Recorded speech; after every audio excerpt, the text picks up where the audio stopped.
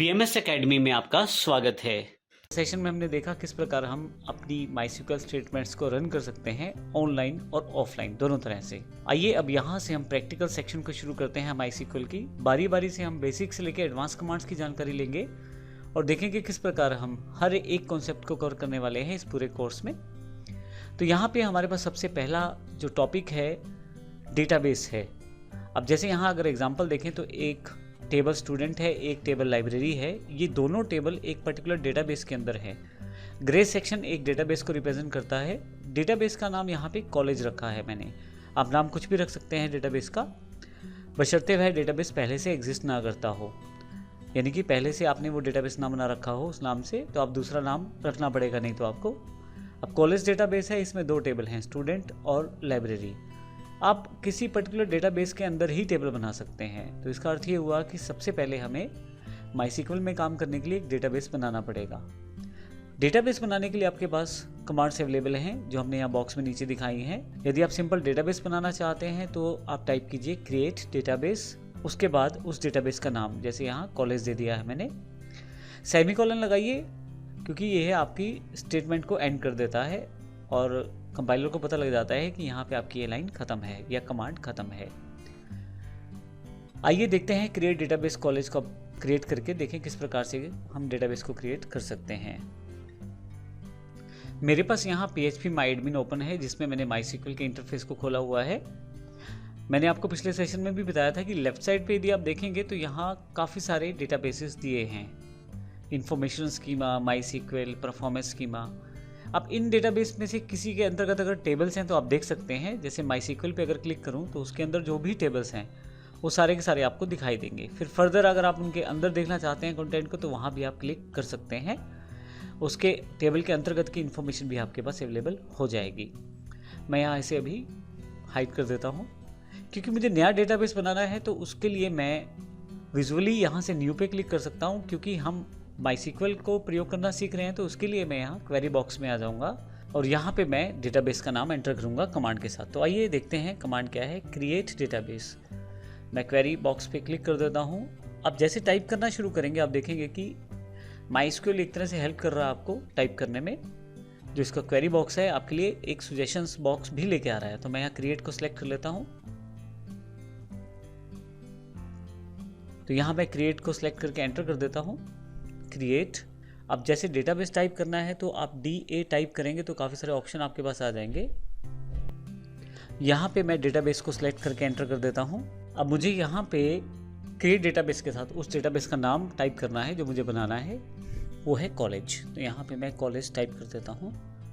मैंने आपको पिछले सेशन में बताया था कि केस सेंसिटिव नहीं है ये माइस्क्यूएल की क्वेरीज लैंग्वेज, तो आप बड़े अक्षरों में लिखें या छोटे में कोई फ़र्क नहीं पड़ेगा।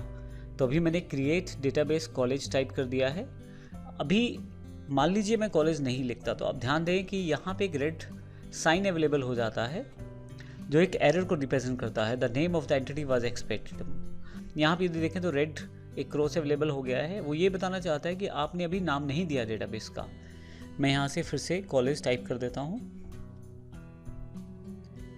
और एक अच्छी आदत यह है कि आप सेमीकोलन लगाएं बाद में, क्योंकि जब आप एक से ज़्यादा लाइनों पे काम करेंगे तो फिर सेमीकोलन नहीं होगा तो एरर आएगी आपके पास। तो ये हमारी पहली क्वेरी है। आप लेफ्ट साइड यदि देखें तो इसमें कहीं भी कॉलेज डेटाबेस नहीं है। पहले से बने हुए 5 डेटाबेसेस यहाँ अवेलेबल है। क्वेरी को रन करने के लिए कंट्रोल शिफ्ट एंटर का यूज़ कर सकते हैं या आप गो पे भी क्लिक कर सकते हैं। मैं यहाँ गो पे क्लिक कर देता हूँ। जैसे ही क्लिक करता हूँ मेरे पास यहाँ पे लेफ्ट साइड पे देखें तो कॉलेज जो है वो ऐड हो गया है डेटाबेस बॉक्स में। और शो क्वेरी बॉक्स पे देखूं तो मेरी जो क्वेरी है वो भी अवेलेबल है। तो आप बड़ी आसानी से क्रिएट डेटाबेस कॉलेज के साथ अपना डेटाबेस क्रिएट कर पाएंगे। अब नीचे यदि आप देखें तो MySQL return an empty result set, उसने ये जानकारी दी है कि अभी रिजल्ट एन एम्प्टी है, लेकिन इस क्वेरी ने डेटाबेस को क्रिएट कर दिया है। अब देखिए यहाँ पे आप चाहे तो विजुअली काम करें और चाहे तो कमांड्स के साथ। हालांकि हम जो है माइस्क्यूएल की लगभग सभी कमांड्स को यहाँ पे प्रयोग करने वाले हैं, लेकिन आप पैरेलली ये देख सकते हैं कि डेटाबेस का स्ट्रक्चर कैसा है, क्या है उसमें क्या नहीं। तो जैसे मैं कॉलेज को अगर देखना चाहता हूँ तो राइट क्लिक करके ओपन लिंक न्यू टैब कर दूंगा तो एक अलग टैब में वो खुल जाएगा। तो जब आप देखेंगे तो इसमें कहीं भी कोई ऑप्शन अवेलेबल नहीं है, केवल जानकारी है क्रिएट टेबल की, क्योंकि हम डेटाबेस में टेबल बना सकते हैं, तो एक कमांड यहाँ दी गई है क्रिएट टेबल, और यहाँ देखें तो no table found in database, क्योंकि डेटाबेस अभी खाली है। तो इस तरह से आप डेटाबेस बना सकते हैं। ये बिल्कुल बेसिक कमांड है हमारे पास। कहीं पर ऐसा होता है कुछ लैंग्वेजेस के थ्रू हम माईसीक्वल की कमांड्स को पास करते हैं, जैसे जावा या PHP। ऐसे केस में हमें ये अगर पता नहीं है कि डेटाबेस पहले से बना हुआ है नहीं, ऐसे केस में हमारे पास एक और क्वेरी रहती है जो डेटाबेस बनाने का कार्य करेगी। अब इससे कोई फ़र्क नहीं पड़ता कि ये डेटाबेस पहले है या नहीं, क्योंकि जो अगली क्वेरी हम लगाने वाले हैं वह है create database if not exist. अब इफ़ नॉट एग्जिस्ट का मतलब है कि अगर पहले से डेटाबेस अवेलेबल नहीं है तो फिर क्रिएट कर दिया जाए, और अगर पहले से है तो फिर इस कमांड को इग्नोर कर दिया जाए। अब इसका बेनिफिट ये है कि अगर कॉलेज पहले से है, जैसा कि हमारे पास अवेलेबल है ऑप्शन कॉलेज है पहले से डेटाबेस, तो ऐसे केस में नया डेटाबेस नहीं क्रिएट किया जाएगा, क्योंकि पहले से है वो हमारे पास डेटाबेस। तो मैं यहाँ से ऊपर वाली क्वेरी को डिलीट कर देता हूँ और कंट्रोल शिफ्ट एंटर के साथ इसको एग्जीक्यूट करता हूँ। अब यहाँ पे देखें माईसीक्वल रिटर्न है एम्प्टी रिजल्ट सेट 0 रोज और कुछ सेकंड्स का टाइम दिया है, और आप देखें क्वेरी भी है, लेकिन क्वेरी का कुछ रिजल्ट या आउटपुट नहीं है, क्योंकि वो डेटाबेस हमारे पास पहले से अवेलेबल है। तो इस तरह से आप बेसिक डेटाबेस को बना सकते हैं, और अगर वो डेटाबेस पहले से है तो ऐसे केस में यदि आप PHP या जावा से कार्य कर रहे हैं और आपको पता ही नहीं है कि वो डेटाबेस एग्जिस्ट करता है या नहीं, तो फिर इस तरह से हम लोग कमांड्स को प्रयोग कर सकते हैं प्रोग्रामिंग में।